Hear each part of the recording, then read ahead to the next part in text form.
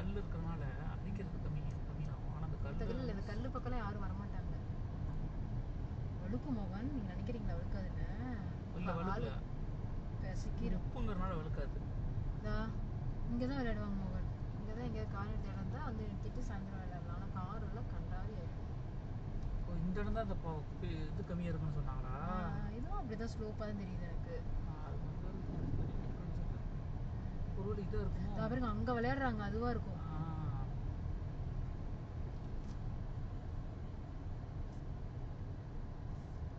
ஃபுல்லாகவே பீச் ஓரமே தான் மோகன்.